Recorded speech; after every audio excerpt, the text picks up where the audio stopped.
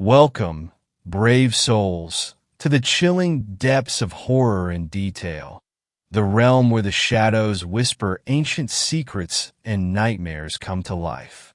Today we're going to share some trip horror stories. First story, Road Trip to Hell. Are we there yet? I can't wait to see Granny, said my son in an excited voice. Not yet, buddy, not yet. We still have quite the long drive ahead of us. Oh, don't worry. We'll get there soon. Me, my wife, and two sons were going to visit my parents in Edmonton. It was quite a long drive as we lived in the Fairbanks, so we had to stop and rest every now and then. We were all quite excited. I remember the last time I saw my mother was over 2 years ago.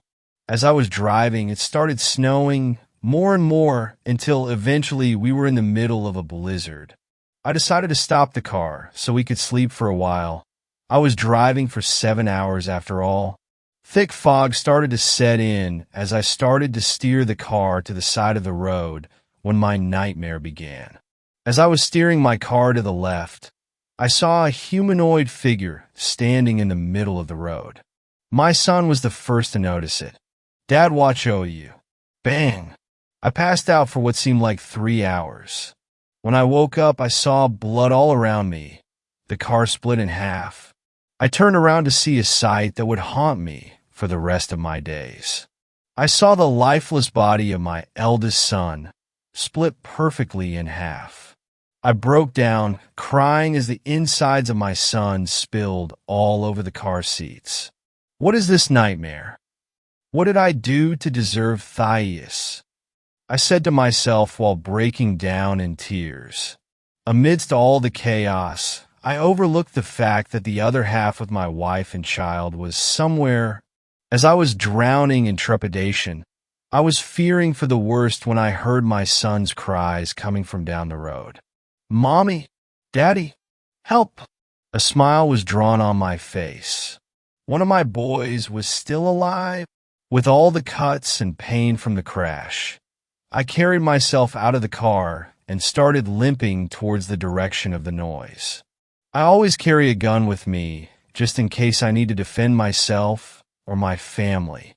Surprisingly, the gun didn't go off or get damaged during the crash. I took it out of the holster and aimed in front of me.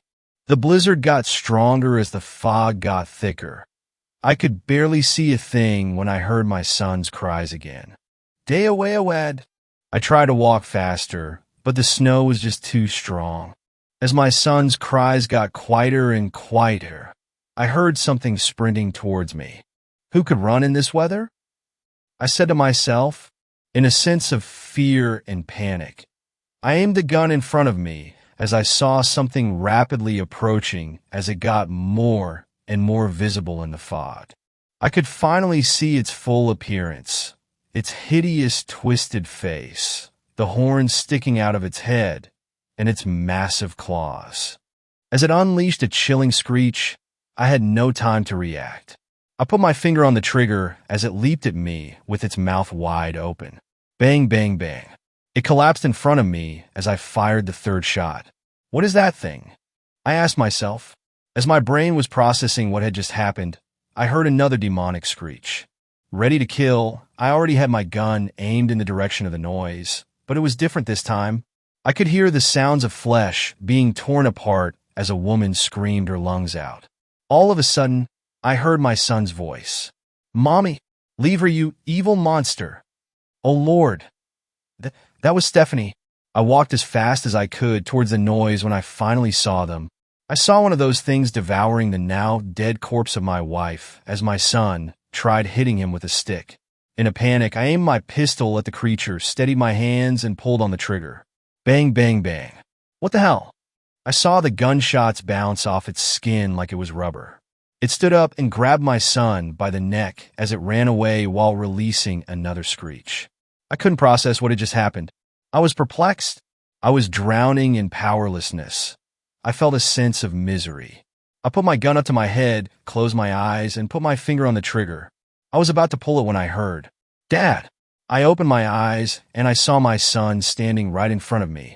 I hugged him as hard as I could when all of a sudden, Kia! I felt him being snatched out of my hands as one of the creatures leaped at us and took him. Realization hit me. If they didn't kill him 2 minutes ago, how do I know they'll kill him now? I picked my gun up from the ground and went in the direction the creature went in. I kept on walking for what seemed like hours. The blizzard eventually stopped, but thick fog still blinded me. I eventually got tired and went into the forest. I gathered some tree branches and shot them to start a fire. I sat near the fire to warm up. After being worried, stressed, and terrified for so long, I finally felt a sense of calm wash over me. I remembered that I had my phone in my pocket. I called 911 immediately, but instead of hearing the usual 911, what's your emergency? I heard a language I could not understand over the phone, followed by my son's cries. The calm I felt disappeared in an instant. I was hopeless, powerless, lost in my own thoughts. Why is this happening to me? To us? I felt more anxious than ever when I heard my stomach growling. I saw a rabbit running around near me. I grabbed it, took a sharp rock from the ground, and killed it. I guess this is my dinner now, I said to myself as I was skinning the rabbit. I sit alone, anxious, lost, and hopeless. I wanted to write this not to keep people up at night, but to warn them of this. I don't want anyone to experience what I experienced. I will probably be dead by the time someone sees this, but if I am still breathing, I will be sure to keep everyone updated. Second story. I took a solo road trip across America. Something followed me. Have you ever heard about the guy who lives in a tent in Yosemite National Park? I can't remember anymore if I read an article or saw a documentary, but the story goes like this. This man was totally done with life. Depressed, hated his job, couldn't see a point in being alive. He drove out to Yosemite to kill himself. I don't know why jumping off a mountain was his suicide of choice, but whatever floats your boat, I guess. Anyways, the story goes that he got there late in the day, climbed up a mountain, found a steep cliff, and got ready to jump off. By the time he got up there, it was real dark, and I don't know if he was scared or wanted more time to prepare, or he just wanted to be able to see that the drop was deep enough that he would surely die, but he decided to wait until morning. When he woke up, he saw a glorious pink sunrise seeping across the park. The lights splashing the trees, the chorus of birds greeting the day, the stunning mountain views around him, the crisp morning air in his lungs. Anyways, he decided not to kill himself. Because in that sunrise, he saw the beauty of nature, the beauty of life, the beauty of the park. So he decided, hell, I won't kill myself. I'll just stay here. If I remember right, he works temporary jobs half the year, which nets him just enough cash to enjoy the other 6 months of the year in Yosemite, sleeping in his tent, reading books, hiking, and truly enjoying his life. I wanted to start with that, just in case anybody reading has never experienced the transformative power of nature. I fell in love with it young. I was a Girl Scout from ages 6 to 16, and I know some troops just do the lame stuff, sewing and selling cookies, but my troop leader was obsessed with giving us the full Scout experience. Gender be damned. We went on campouts, learned how to make fires, survive with nothing in the woods, how to pack a backpack for a long trip, how to dig a hole to shit in, which plants will give you a nasty rash, and which ones are safe to eat in a pinch. Here's a wilderness survival fun fact for you. Did you know that often, when somebody dies of dehydration out on a trail, their water bottle still has water in it? That's because they try to ration the water, to only drink a sip every hour, or something, but the thing is your body can't do anything with just a sip of water. It won't save you. When you're dehydrated and lost, you should drink as much of your bottle as you want if you don't take anything else from this story. Take that. I never drove out to a mountain to kill myself and then change my mind because of a sunrise, but nature has saved my life in other ways. I've made a lot of lifelong friends on hiking trails, people from all different walks of life, brought together by a simple appreciation of a good, dense forest. I actually have a group of buddies. We call ourselves the Trail Hounds, because our noses are always to the ground trying to sniff out new places to hike, which is cheesy. I know we camp out together a few times a year. Even with college, we'd rearrange our weekends, skip classes, blow off dates, whatever we had to do to get out to the woods together. They're all like family to me, which is probably why my blood family, my mother and father, namely, were so surprised when I announced my solo trip across the country. Don't you want to take a trail hound or two with you, Joan? My father asked. I had just graduated with my bachelor's degree, and after doing the math on my last tuition payment versus the amount I had saved from my shitty part-time job I'd, miraculously, maintained for all 4 years of college, I had a pretty solid chunk of money left over. My parents advised me to invest it or keep saving for an eventual down payment on a house, but I figured fuck it, the world is ending. I'm buying a van and driving west. When I was growing up, we never had money for travel. I'd explored just about every corner of the Great Smoky Mountains, but I'd only seen stuff like Yellowstone, the Rockies, or Yosemite in photographs. I thought, I'm 22, I'm done with school. I have some cash, let's fix that. Some of the trail hounds offered to come along. Pam said she could delay her start at the lumber company for a few months. Logan said his girlfriend didn't mind if he tagged along for the first couple weeks while I got my rhythm, but I couldn't ask them to put their lives on hold for me. All the trail hounds were like that, starting jobs fresh out of school, or in happy relationships, or one Cheyenne even had a baby on the way. They had their plans, and I wasn't going to interrupt them for mine. Besides, I figured it'll be a soul-searching thing. Maybe like Yosemite Guy, I'd find my place in the world. Or, if not a physical, actual place, I'd find my spirit or something, I don't know. I've read all sorts of books and watched all kinds of movies about nomadic life, life on trails, and everybody seems to find peace with themselves deep in the great outdoors. And I needed some peace. My maroon van and I set out from my hometown on the border of Tennessee and North Carolina on a hot day in late July. I'd wanted to paint her a more fun color, like a light blue, maybe, but as a single young woman traveling alone, I knew that calling attention to myself with a flashy van wasn't a bright idea. I named her Aggie, after my dad's college football mascot, his suggestion when he saw her maroon coloration. We tried other names, but Aggie stuck. My dad helped me transform the back into a nice sleep space. Nothing fancy, just room for a mattress with some storage underneath and a bit of insulation to keep out the summer heat and keep out the winter cold a little later in the year. I didn't really know how long my trip would last, but I wanted to be prepared. I can't emphasize that enough. I was very prepared. I had emergency food, water, and gas, a hatchet, physical paper maps, a satellite phone, battery-powered radio, jumper cables, solar batteries, a knife, first aid kit, tire chains, spare tire, ice scraper, duct tape. Hell, I brought one of those foil blankets you're supposed to use in an emergency.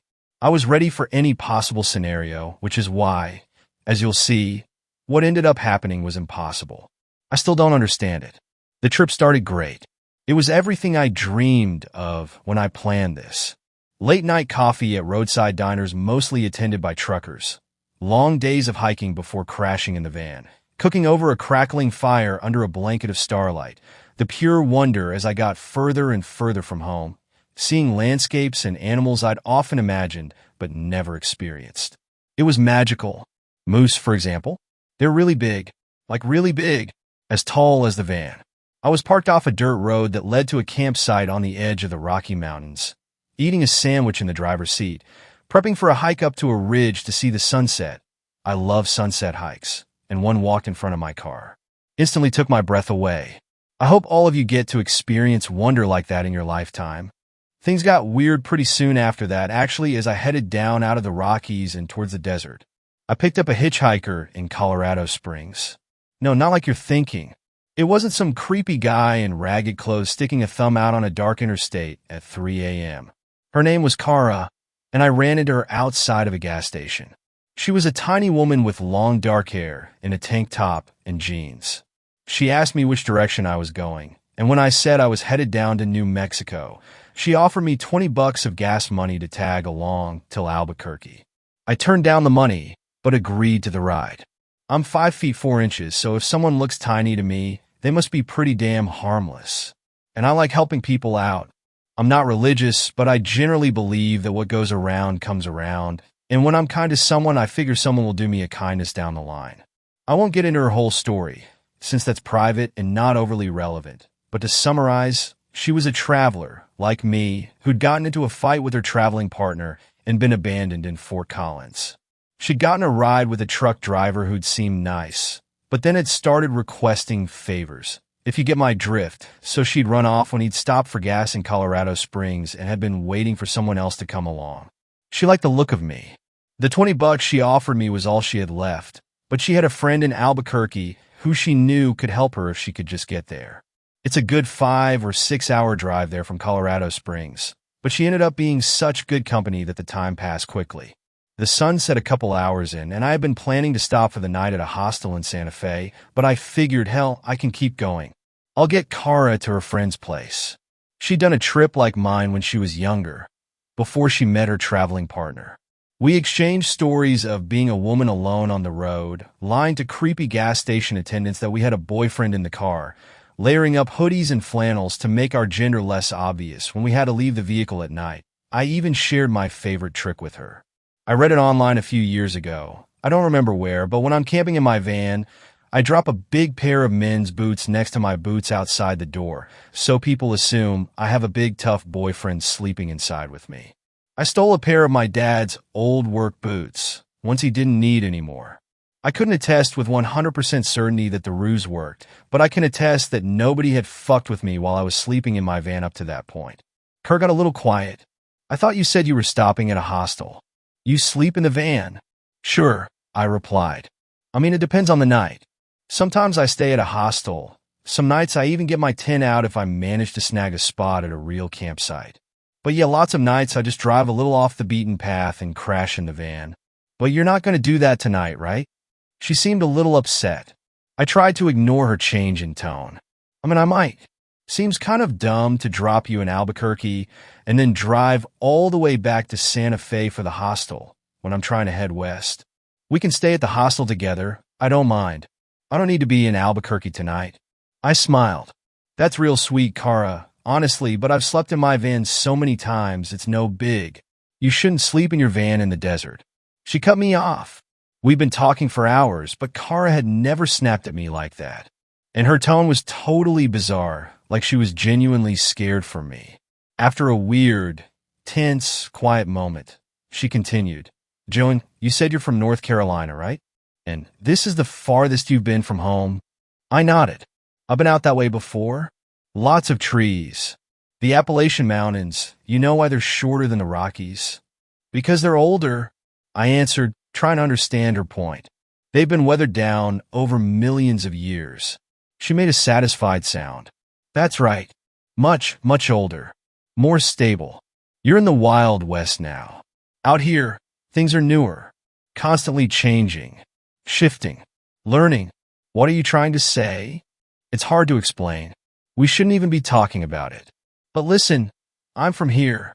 There's stuff out in the desert that's not safe. And the metal walls of a van sure as hell won't stop them. Do you understand? No, I don't. Who's them? Just please, please stay at the hostel. I like you, Joanne. I don't want anything bad to happen to you because you don't know the area.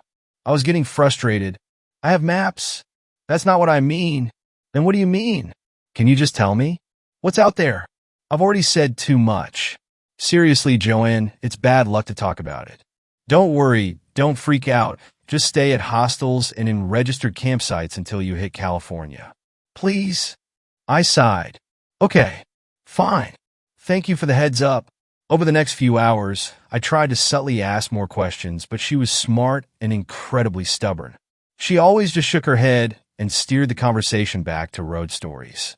I dropped her in Albuquerque a little after midnight, right on her friend's doorstep. She was a woman named Jess and tried to invite me to stay the night, but I didn't want to take advantage of her hospitality or intrude on the two reunited friends. Kara begged me to stay until the sun came up, promising that it was no big deal and only calm down and let me go when I lied and said I was going to head back to the hostel in Santa Fe. We hugged goodbye. I gave her my phone number and we vowed to see each other again someday. Jess and Kara waved at me from the driveway until there were specks in my rear view, and I got back on the interstate, heading west. I felt a little bad for breaking my promise to Kara not to sleep in my van, but I couldn't really think of a reason not to besides her vague, ominous warnings. And as close as I'd gotten to Kara, probably as close as you can get to another person in a matter of hours, I didn't put a lot of stock in her fear. Though she insisted that the desert is totally different from what I know, there are people like her where I'm from, too. People who believe that a couple of sticks can tell you where to dig a well, that you can tell a baby's gender by how low the pregnant mother's belly hangs, or that eating black-eyed peas on New Year's Day brings you luck and wealth in the new year. And I'm not claiming to be a complete skeptic. I'd eaten my share of black-eyed peas year after year, lovingly prepared by my mother. But this solo trip was supposed to be about discovery. And playing it safe was no way to find myself. And hell, in the spirit of honesty, I was dead tired. Getting Kara to Albuquerque had been a couple hours past my planned destination, and I'd been driving since early in the morning. Once I felt I was sufficiently far from the city, I took an exit, drove down a dirt road till I couldn't see the interstate, put up my window shades, dropped my boots and my dad's boots outside the back door, and passed out. I woke up a couple hours later. I knew it had only been a couple hours because it was still dark out and I was still exhausted. At first, I didn't understand what had woken me up until I heard the sound of footsteps crunching in the sand outside. I froze, alarm bells going off in my head, remembering Kara's warnings. But as I kept listening, they walked away. They weren't even particularly loud. It very well could have been a coyote or antelope or some other desert animal. I was surprised I'd even woken up. Breathing a sigh of relief, I turned over and tried to fall back asleep. But just as I reached that place between waking and sleeping, I bolted upright. A chill had gone down my spine, an unexplainable jolt of adrenaline. I listened carefully, and sure enough, the footsteps had returned outside. I listened as they walked in a slow circle around the van. Then another. Then another. What do they want? I thought. If it's an animal, it smelled everything it can possibly smell by now. What is it doing? Then, without warning, a large thump against the side of the van made me jump. I let out a little yelp against my will and then immediately slapped my hand over my mouth. Please tell me it didn't hear that. But it did. Or, at least I think it did, because the strangest noise started coming from outside. My immediate instinct was that it sounded like a laugh, but not. It was a halting, hiccuping, throaty sound, sort of like a coyote yelping, or maybe an elk bugling, but quick and rhythmic. And it was quiet, forcing me to really focus to comprehend it at all, but then it cut off before I could. For a moment, there was only soft desert wind. Then the footsteps walked off. Sleeping was hard after that. Despite my exhaustion, I laid there for the better part of an hour, my heart beating in my ears, anticipating the return of walking feet outside. I don't know when I finally went to sleep, but when I woke, it was 9 a.m., and the inside of the van was getting hot from the sun. In the light of day, I cautiously removed my window shades, remembering last night's events, scared of what I might see. But the desert outside looked like a desert. No footprints in the sand, no dent on the side of my van that had been thumped, no police officer waiting to arrest me for illegally camping on private property. I felt relief course through me. I laid in my cot, eating a granola bar, laughing at how scared I'd been, how I'd let Kara's warnings terrify me. Last night had probably just been a confused animal, or maybe even just a nightmare, a concoction of my paranoid and sleep-deprived brain. Looking out now, I couldn't believe I'd been so scared of somewhere so gorgeous. It had been dark already when we'd crossed into New Mexico the night before. Looking now, it was my first real look at the desert. The bright yellow sand was dotted with shrubs and cacti. In the far distance, I saw a beautiful mesa, like something out of a painting, striped red and orange and rich dark brown. I took a few pictures to text to my mother when I had service again. Eating done for the time being, I stretched, ready to get back on the road. I opened the back door of the van. My boots had moved. A chill ran through me. The night before, I swear I dropped them with the heels towards the van, the pairs right beside each other. Now, they were about a foot from the back door, facing it as if two invisible people were standing there staring at me. It made me feel uneasy. Why would somebody move my boots? It must have been the person messing with me last night, right? Well, very funny. I quickly put my shoes on and threw my dad's in the back, hopped in the driver's seat, and peeled out of there. I wasn't going to wait to see if the prankster was still around. Though I got a bit of a later start than I wanted, it was a good day. I made a few stops at places Kara had mentioned to me that I wanted to check out, a turquoise store where all the jewelry was hand-carved, pretty but expensive, a restaurant that sold antelope burgers tasty, before ending the day with a beautiful hike up a mesa to watch the sunset. The trail was totally empty, which I was initially pleased by. The empty parking lot meant I could spend the night there without causing any problems. And there's nothing worse than noisy tourists ruining your quiet contemplation of nature. But after the sun dipped below the horizon, and I was confronted with the reality of walking back to my car in the dark, knowing I was the only human being for miles around, I began to feel a little uneasy, remembering the events of the previous night. My flashlight had a strong beam, which I kept to the ground, not interested in seeing what was around me. I felt a paranoid itch on the back of my neck. I kept trying to remind myself that I was 100 miles away from where I'd been the night before. That was just a random run-in with a jackass who wanted to fuck with me. On, but no amount of logic can talk you out of an uneasy feeling. At one point, I swore I heard footsteps crunching behind me, but every time I stopped to listen, the footsteps stopped too, and I realized it must be my own feet scaring me. Nothing else made sense. Usually, when you're hiking alone, it's a good idea to hum, chant, or sing.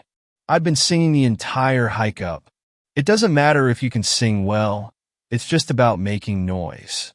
Constant noise assures that any wild animals nearby will hear you coming and most likely leave the area. Most animals only attack when startled, so if they can hear you coming from far away, you won't scare them. They won't feel the need to defend themselves, and everything is just a whole lot nicer for all parties involved. But that night, I couldn't bring myself to make any unnecessary noise. Usually, I love hiking at night. It's a great opportunity to look at the stars, especially in the desert like this where there are no trees. But I walked as quickly as I could back to the van, dwelling on nothing, the feeling on the back of my neck never going away. When I got there, I dropped my boots outside and immediately shut and locked the doors. I breathed a sigh of relief, feeling as if I'd just escaped from a chase with a murderer, though I'd shined a flashlight behind me a few times and seen with my own eyes that nothing was pursuing me. I put up my window shades and ate some cold leftovers from earlier. I had been planning on cooking a nice dinner over a fire after my hike, but now inside the van, I couldn't bring myself to get out. It was still only about 9 p.m., so I read a book on my cot by the light of my flashlight until I eventually fell asleep. I woke up in the night, again, to footsteps around the van. I started shaking. Something about this thing, energy, presence, nightmare, something about it made me feel like a kid again, terrified and small, unable to protect myself. The footsteps circled the van, then circled again, and again. I lay completely still. It thumped against the van's side, making the whole vehicle shake, but this time, I was ready. I didn't yelp. It felt like a minuscule victory. But then it thumped against the other side of the van, then the front, then the back doors. It was like a barrage from all sides, like a group of people were trying to get in, trying to break the doors down. I bit my tongue as the thumping got louder, closer together, making me realize this can't just be one thing. It was all around me. How can one thing surround a van? After about 10 minutes, it got so bad that I thought the van might actually cave in around me. The banging was so loud. Aggie was shaking so bad, they had to be making dents out there. I gritted my teeth. No matter how scared I might be, I wasn't a kid, and I could defend myself. Mustering my courage, I yelled out, "Stop it." The thumping ceased all at once. "Get away from my van right now. I have a gun in here, and I'm not afraid to use it."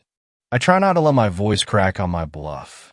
I had a hatchet and a knife, but a gun was the one thing I wasn't equipped with on this trip. I knew how to use one, but I never took the classes or got the license, And the last thing I wanted was to get pulled over in another state and caught with an illegal firearm in my van. The person or people or thing outside was quiet for a moment. And then it or they or whatever made that noise again. The hiccuping, laughing, jolting noise. It was all around me, much louder than the first time. It was such a horrifically unnatural noise. I can't believe I compared it to a coyote or an elk. No animal I've ever heard could make a sound like that. So choked and wheezy and wet, and I don't know how to say it in words, but I know I'll never be able to get it out of my head. Panic rising in my chest, I kept talking. I'm serious. Leave now. The sound died down. I heard the footsteps start to circle my car again. They stopped short by the back door. Then I heard them getting farther away. It worked. My intimidation worked. I was overjoyed for about 5 seconds. And then I heard, as it walked away, it began singing the song. The one I sang on the hike up the mesa. It couldn't form words really, so it was just the tune, but it was unmistakable. In broken, weird, wheezy tones, the thing sang my song. My blood froze. It had been watching me. It was the same thing from the previous night. There was no denying that now. I don't know how, but it had followed me here. It had seen me hike. It had followed me back to the van. The feeling on the back of my neck all the way back hadn't been paranoia. It had been my body trying to warn me. I felt sick. A million questions flew through my mind. We were totally alone on the trail. If it wanted to hurt me, why hadn't it done it when we were both outside? Can it not touch me? Why not? Or does it not want to? If it doesn't want to hurt me, what does it want? Just to mess with me? Why? Does it want me to leave? Am I in its territory? But how can one thing have territory that expands over 100 miles? I thought back on Kara's words. I wish she had given me her phone number instead of the other way around. I needed help. I had no idea what was going on. I guess I could call my parents or one of the trail hounds, but they'd probably just think I was crazy and ask me to come home. I laid awake until the sun came up. I took off the window shades one by one, intensely studying my surroundings. If something was out there, following me unless it was invisible, I would see it. It's a desert.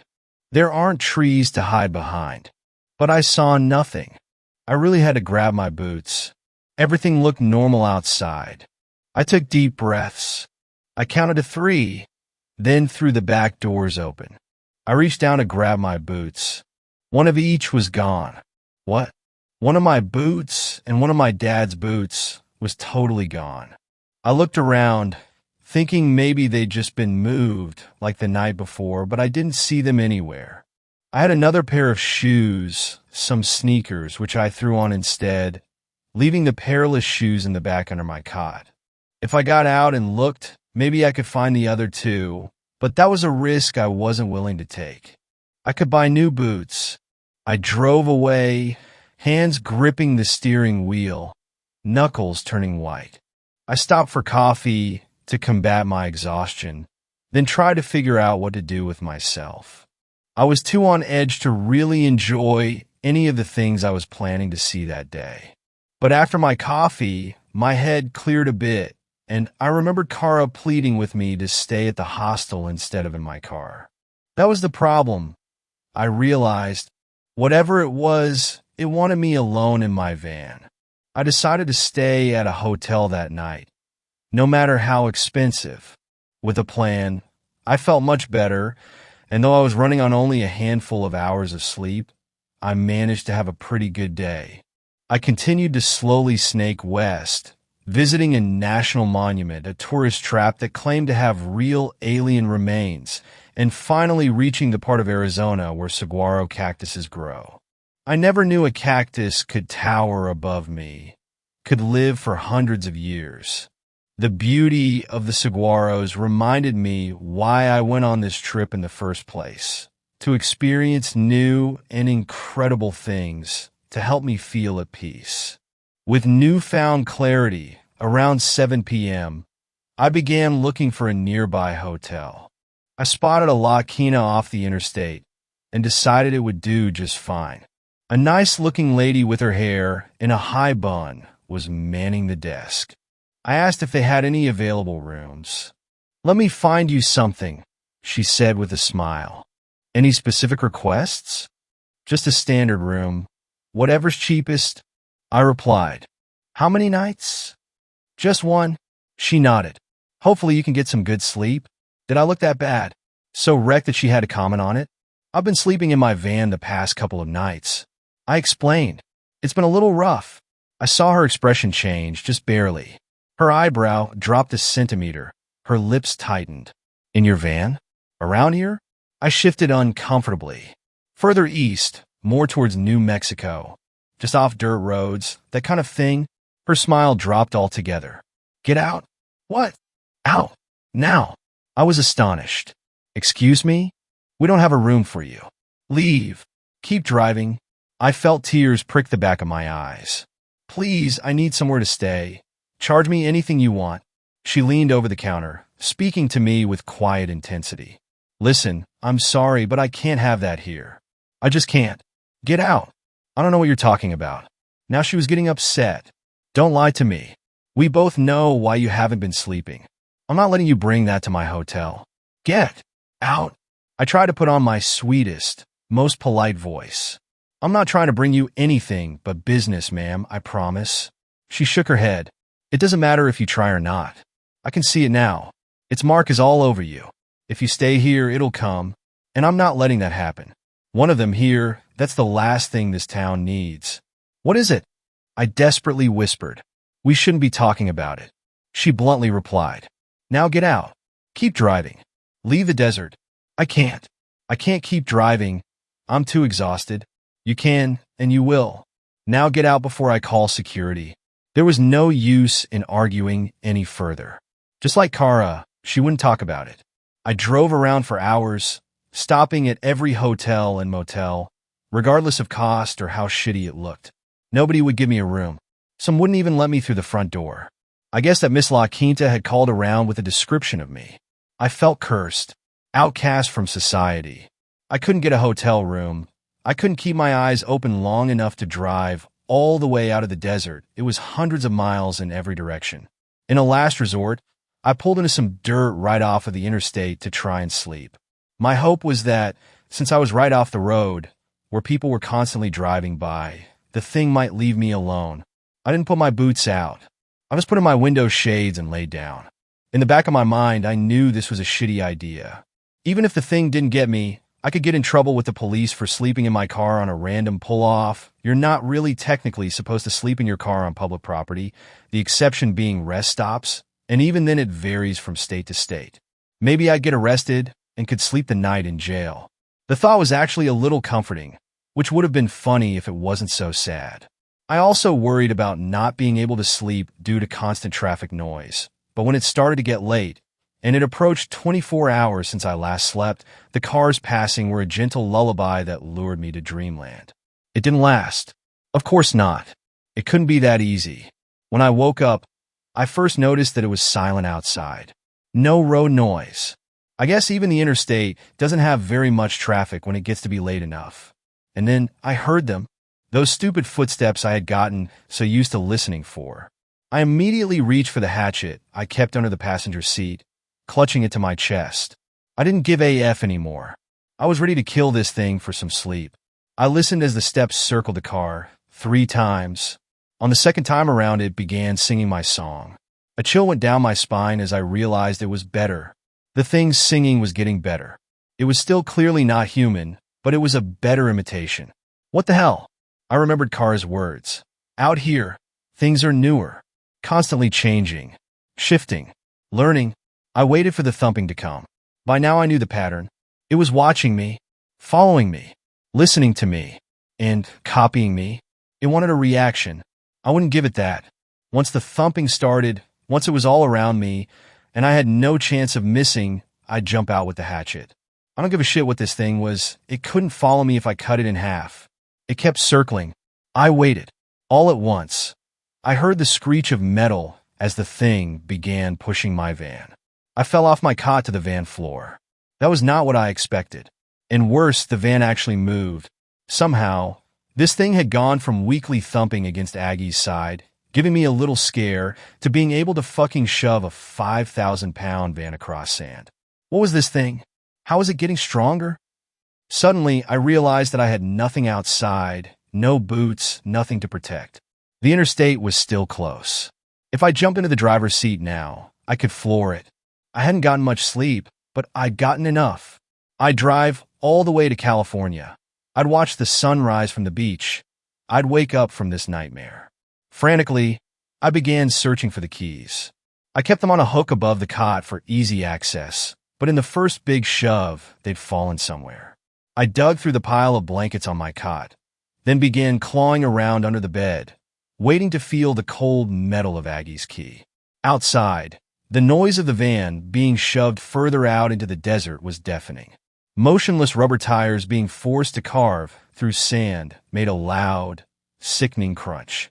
I wondered how fast we were moving, how far away I was getting from the interstate, my salvation, my way out. And as I searched, even over the noise, I swear, I heard the thing trying to talk. Well, what is it?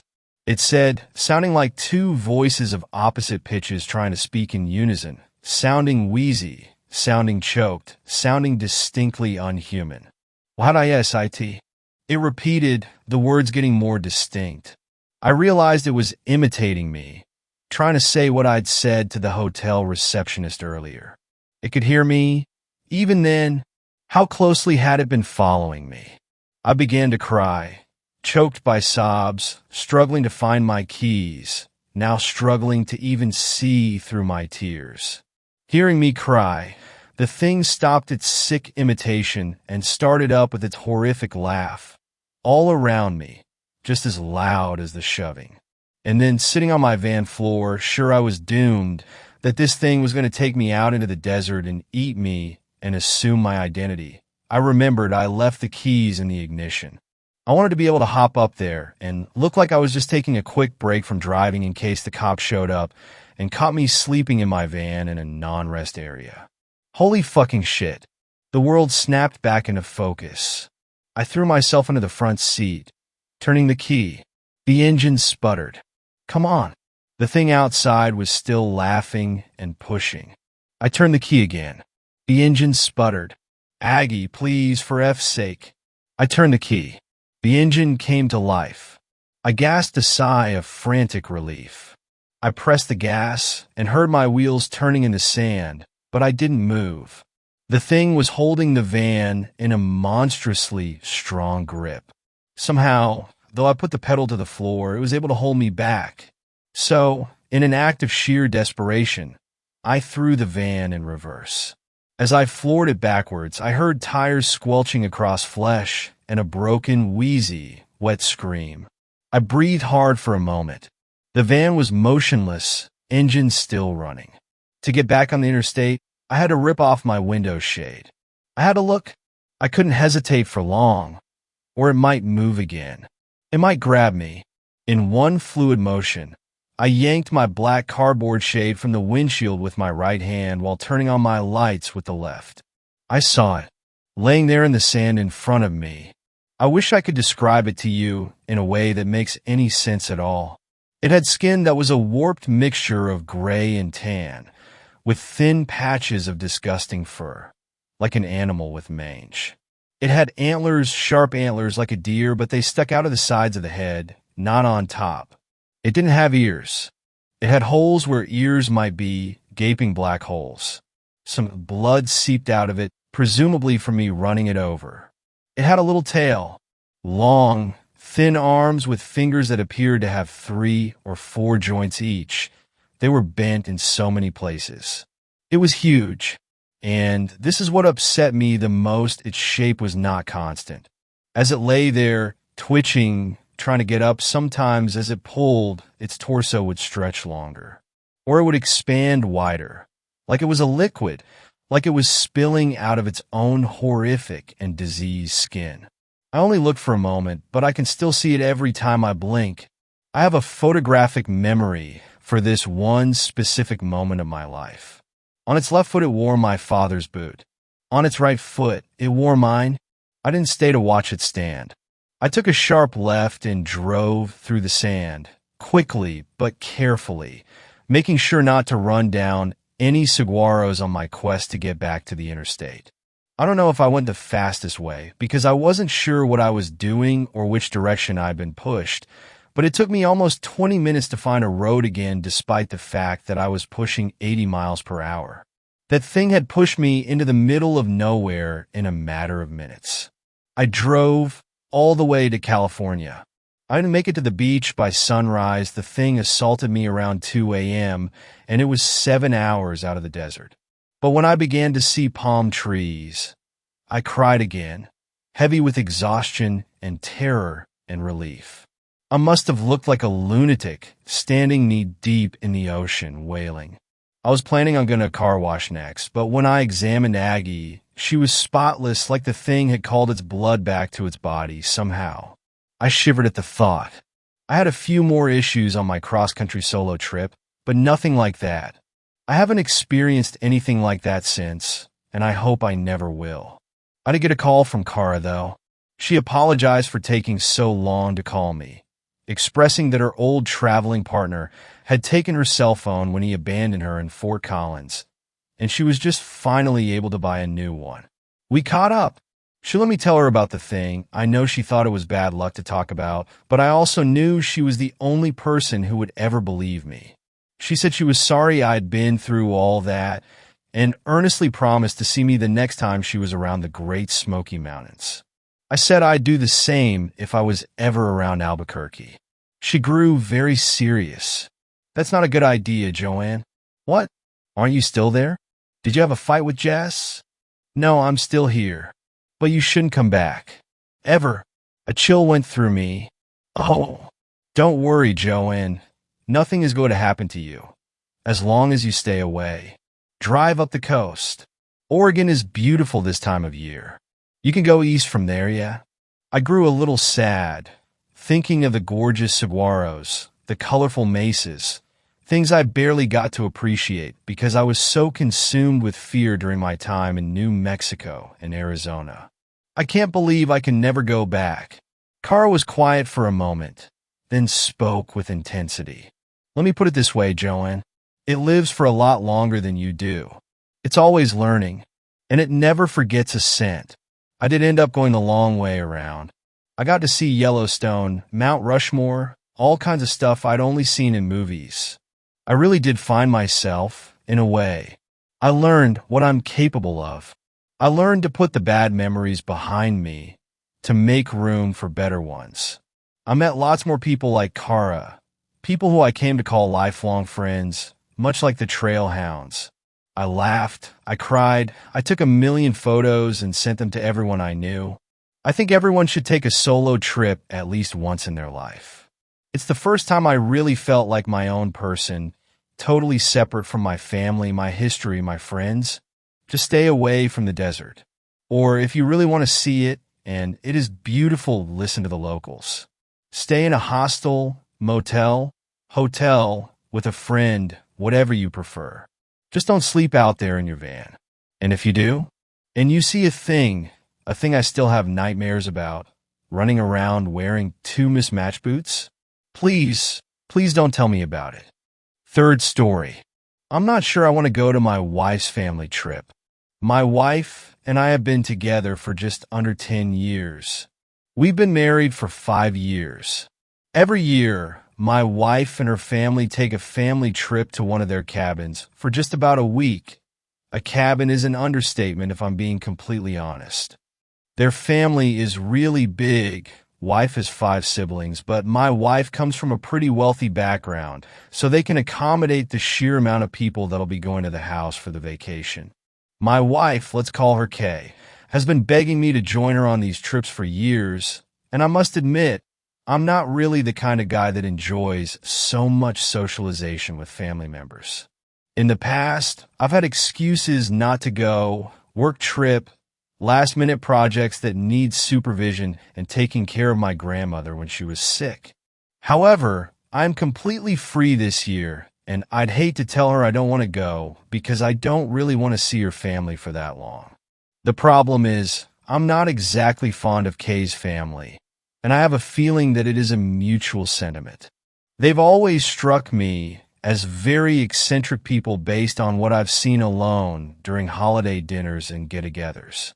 Her parents' home has their walls plastered with strange murals, and there are statues that almost feel real. The help around the house feel like living robots, catering to Kay's mom, their mistress. I know I sound absolutely crazy right now, but it is the genuine truth. Her parents alone are strange enough. They have a habit of petting my hair, complimenting my face, touching my face, etc. And even though I have brought it up many times with Kay, she just dismisses it as them showing their new son some extra love. Her siblings are no better, and I'd rather not go into detail about how weird they all make me feel. I've caught one of her brothers in some very strange acts a couple of times, not sure if the guy is some kind of voyeur, and the rest just follow his every word. You might think that's just them following their big brother, and at first, I would be inclined to agree. However, it's almost like they slave after him. My wife is no different, unfortunately. Whenever I try to speak to her in their presence, they just turn and stare, no matter where they might be in the house. I felt their eyes on me, all of them. Then there's this crushing feeling I get, like if I make one wrong move and I'm dead. My aversion to them has deepened tremendously since they asked for my help today. My mother-in-law had asked if I could possibly assist with the renovations of the bedroom on the second floor of their home, along with playing part-time caretaker for her husband. It was just a little strange, considering that they had enough money to just hire someone to do the work for them. Not to mention, they had 3 sons that can do just about the same thing. Kay explained that it was because I work in contract construction and her mother has specifically asked for me. Kay insisted I should go so I could get to know her parents better, and I relented. Of course, I want to do better with my wife's family. It was as normal as you'd think. I'd carry the materials, show my men the plans that has been given to me by my mother-in-law, tend to Kay's father, and try my best to talk to the maids, though they were always unresponsive unless I ask about Kay's mom. The father looks more of a shell than a man. He's about 20 years the mother's senior and bound to his bed and wheelchair. As far as I know, the person who used to tend to him had quit, and no one could fill in on the 24/7 care on such short notice. The maids would offer snacks and tea. Funny enough, what I was given was completely different from what the rest of the workers were given. That should have been my first red flag. Now, despite my initial hesitation, I obliged. I ate until I was stuffed. Eventually, the rest of my workers had left, though I stayed back to make sure my father-in-law didn't keel over in the room he was in. The food kept coming, though, piling on top of each other until there was a mound of plates, meat, and fruit on the table. I appreciate all of this, but I really am full. So if you just dash, the mistress has requested we keep you docile. Their voices were monotone, with these smiles that were quite literally almost plastered on their faces. Docile? Who says those kinds of things? I pondered. Full? Sure. Satisfied? Maybe, but docile? Where exactly is the mistress? I asked in hopes of finding Kay's mother, to try to tell her that her staff really was spending too much of their time seeing about me, as opposed to the rest of the house. The mistress has matters to attend to. She has requested that we keep you docile. There it was again, with those plastered smiles and eyes that were so sunken, almost as if they were quite literally sewn on. But that's nonsense, you would think. Anyone would think I was overreacting, but the word docile kept repeating in my head. Why wouldn't I be? Docile, docile, docile. There was the nausea again, the feeling that everyone was watching me. The maids with their quirked lips as they stood and waited for me to turn my back and bring me more food. The house was so quiet that I could hear my labored breathing and the shifting of my clothes as I tried to get up. Docile, docile my ass. I needed to leave. The maids were gone, likely to bring me another plate of the food they insisted on bringing, per the mistress and all her damn requests. The floor felt slippery, I noticed, as if I was walking on sleet and I had to grab the table for balance. Nauseous and just starting to panic as my trek to the door felt even more difficult with each step. We cannot let you leave per the mistress' request. She has requested we keep you docile. I know. I started shouting at them, and it left a ringing in my ear. I couldn't hear much of anything besides my heartbeat and my shouting. The room began to smell. No, it began to stink.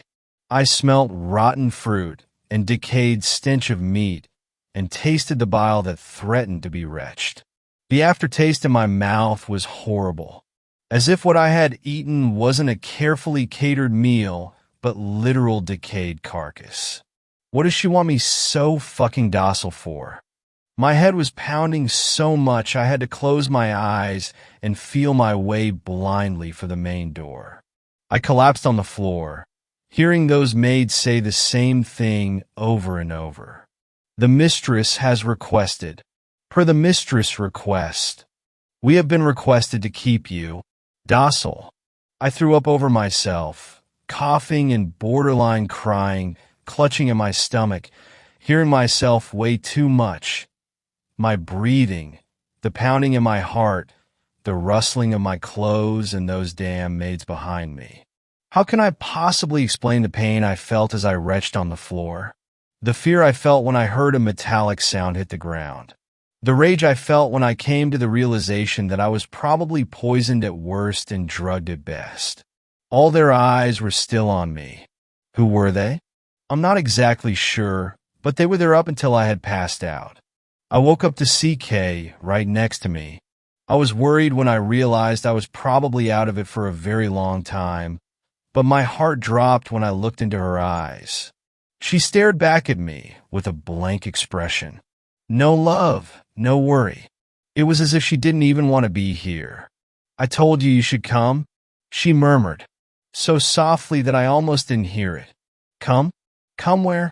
Where the fuck am I going? We're gonna leave in a week. I already have your documents you'd need. The trip. The little trip I tried so hard to avoid. Where am I? I asked. You were supposed to be at work? So how long was I passed out for? I don't know. My mother found you. Brought you to the hospital after, she answered. Kay had reached for my hand and squeezed it, or rather, she had clamped down on my hand and stared at me. Are you okay? Do you feel better? More docile. Then there was that goddamn plastered smile on her face as she asked. Her hands were squeezing my fingers so hard I shut my eyes to not cry out from the pain. I'm not sure how long it had been before she left. She just told me she'd see me in time for the trip, that she was going to be by her parents to give me space. That was just a few hours ago. I couldn't remember what the doctors said. I'm not sure if I would have believed them anyway, considering Kay's mom knew them. They might all be working together for all I knew. Surprisingly, I still had my phone on me, but when I opened it, I saw my calendar show a reminder of the trip exactly 1 week from now, followed by a countdown widget. I don't know who had the liberty to go through my phone, and I really don't want to know either. I'm not exactly sure where to go from here.